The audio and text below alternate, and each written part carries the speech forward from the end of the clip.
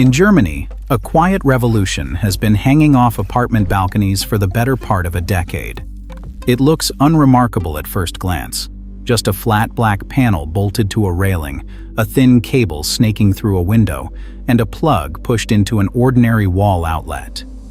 But that simple setup, known as Stecker solar in German or balcony solar across Europe, has been installed in somewhere between 3 and 4 million households. It is the cheapest form of solar power ever sold to consumers. It requires no electrician, no roof, no permits, and no contract with the local utility. And in 49 of the 50 United States, plugging one in is technically a violation of the electrical code. Tonight, we are going to examine how this technology actually works, why American regulators have spent decades treating it as a public safety threat, why Europeans have come to regard that same regulatory anxiety as overblown, and why the framework written for rooftop solar arrays in the 1980s is finally beginning to crack. The premise is almost insultingly simple. Sunlight hits a photovoltaic panel mounted on a balcony, fence, garage wall, or sliding glass door. The direct current produced by the cells flows down a short cable into a microinverter, a small weatherproof box, typically the size of a paperback book. That inverter converts the direct current into 120-volt alternating current, the same form of electricity flowing through every outlet in your house. Instead of being wired into a breaker panel by an electrician, the microinverter terminates in a standard plug. You push it into a wall socket. From that moment on, the electricity flowing out of the panel energizes your home circuit, and any appliance running on that circuit, the refrigerator, a laptop charger, the modem, draws its power from the panel first before pulling anything from the grid. Your utility meter, the one bolted to the side of your house, literally spins slower. A typical kit ranges from 600 to 1,200 watts of capacity, has no batteries, requires no roof drilling, and in countries where it is legal, it can be installed by one person in about an hour. The savings are not transformational. An 800-watt kit, positioned in reasonable sunlight, produces somewhere between $50 and $200 a year in offset electricity, depending on local rates and how much of the production happens while you are home using it. This is not free power. It is closer to shaving 10 to 25% off your electric bill. But the appeal is not the size of the savings. It is the access. For renters, for apartment dwellers, for anyone who has been told that going solar requires a $25,000 rooftop installation and a 30-page interconnection application, the balcony kit is the first version of solar that actually meets people where they live. And that is precisely what makes American regulators uneasy. Because the moment you push that plug into the wall, you have done something the United States Electrical Code does not know how to categorize, and there are at least 4 reasons why that matters. The first reason is backfeeding. When your panel produces more power than the appliances on that circuit are using at that exact moment, the excess current does not vanish. It flows backward through your home's panel and out onto the utility distribution lines that feed your neighborhood. From the utility's perspective, you have just become a generator. The National Electrical Code, specifically Section 705, governs how power sources interconnect with the grid, and it is exhaustive. It requires a formal interconnection agreement with your utility. It requires a dedicated breaker, not a shared one. It requires permanent warning labels at the service panel so that any future electrician knows that power can flow into the home from somewhere other than the meter. Consumer plug-in kits skip every single one of those requirements. There is no agreement, no dedicated circuit, no labels, just a cord and a socket. Under a literal reading of the code, that installation is unlawful in 49 states. The second reason is the one that puts a face on the safety argument. It is called islanding. When a storm knocks down a power line 2 streets over, utility crews assume that everything downstream of the break is dead. They have to. They climb poles, they handle conductors, and they perform their work on the assumption that nothing is feeding voltage into the line they are touching. But if your plug-in solar kit is still producing power and still pushing current onto the wires of your house, and your house is still connected to that downed line, you have created what engineers call an island, an energized pocket of grid in the middle of a supposedly dead network. Islanding has killed repair crews in documented cases around the world. The standards that govern proper grid-tied inverters, UL 1741 in the United States and IEEE 1547 internationally, require the inverter to detect the loss of grid frequency and disconnect itself within 2 seconds. Certified equipment does this reliably. The problem is that many of the cheap plug-in kits sold on Amazon and other online marketplaces, particularly imports from manufacturers without UL listings, simply do not carry that certification. A $200 UN-certified kit, sold to a homeowner who has no idea how to verify compliance, can quietly become a hazard to the lineman who shows up after the next windstorm. The third reason is the most technically subtle and, if you ask any working electrician, the most damning. It is called breaker masking. Every circuit in your home is protected by a breaker, typically rated at 15 or 20 amps. When current draw exceeds that rating, the breaker trips and cuts the circuit. This is the single mechanism that prevents your walls from catching fire when something goes wrong. But that breaker only measures current flowing through itself, from the panel into the circuit. Now imagine a plug-in inverter pushing 5 amps of solar power into the same circuit from the outlet end. An appliance load of 15 amps still runs. The wire in the wall is now carrying the full 15 amps.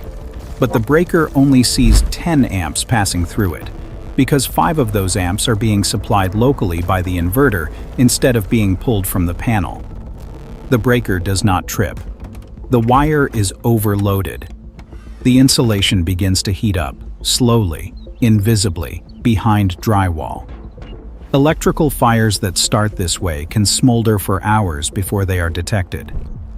This single phenomenon, breaker masking, is the reason almost every licensed electrician in North America opposes plug-in solar, regardless of how they feel about renewable energy in general. The fourth reason is one that the utilities and regulators tend not to say out loud, but it matters. Plug-in solar bypasses every revenue mechanism that grid-tied solar normally feeds into. There is no interconnection fee. There is no net metering paperwork. There is no opportunity for the utility to charge demand fees, capacity fees, or grid maintenance surcharges on the energy you are quietly generating. Every state that has revised its net metering policy in the last 2 years, California, Virginia, and Illinois among them, has done so in the direction of reducing what solar owners receive. Distributed generation threatens centralized utility revenue. Regulators who oversee these systems often serve utility business interests as much as they serve consumer safety. The technical objections to plug-in solar are real. The financial objections are real too, and they sometimes wear the same uniform. Now consider how Germany handled the same questions. In October of 2024, German federal law was amended to grant renters the explicit legal right to install balcony solar systems without landlord interference, capped at 800 watts of output per household. In December of 2025, the German standards body finalized DIN VDE V0126-95, the world's first dedicated technical standard for plug-in photovoltaic systems, addressing islanding, breaker compatibility, and inverter certification in one coherent document. Installation in Germany now requires only a registration with the local network operator, a process that takes about 10 minutes online. No permit, no electrician, no inspection. The average installed cost of a balcony kit sits between 400 and 600 euros. The result is a country with millions of these systems running quietly on apartment railings, no documented mass casualty events, no rash of electrical fires, and a body of operational data that makes the American posture look increasingly difficult to defend. The American turning point arrived more recently and more quietly. On March 25, 2025, the state of Utah passed House Bill 340, becoming the first jurisdiction in the United States to legalize plug-in solar systems at the state level. The law permits up to 1,200 watts per residence, with no utility approval required, no interconnection fee, and no permit cost. The trade-off is that homeowners cannot claim net metering credit for excess generation pushed back to the grid, but for a system this size, where most output is consumed in real time, that compromise is widely seen as acceptable.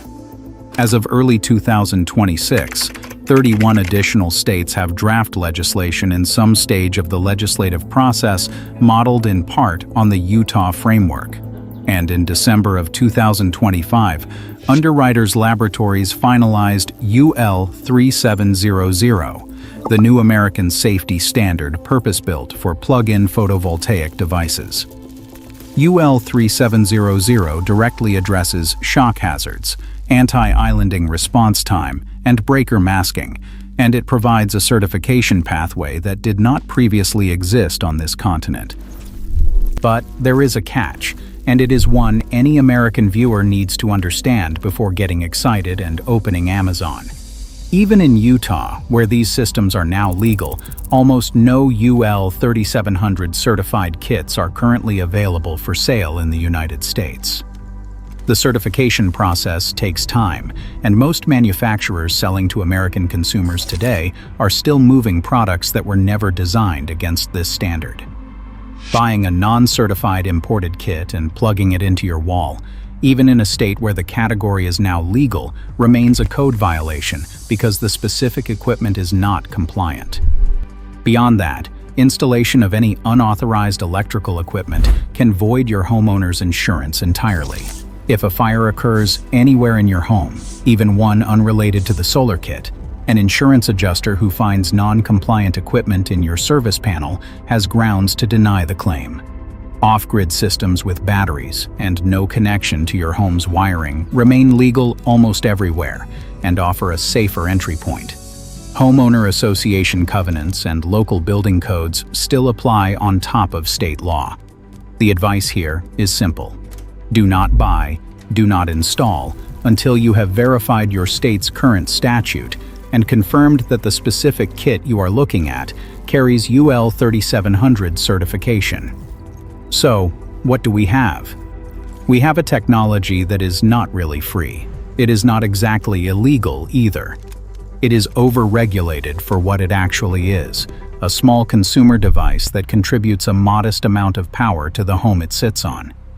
The cheapest, simplest, most accessible form of solar generation ever invented has been functionally blocked in the United States for more than a decade, not because the engineering does not work, but because a regulatory framework written for industrial rooftop arrays in the 1980s never anticipated a device you could buy on the internet and plug into a kitchen outlet. That framework is finally cracking under combined pressure from consumer demand, falling hardware costs, and the embarrassing visibility of European success. The next 2 years will determine whether the United States catches up to a technology its citizens can already see working on every German balcony, or whether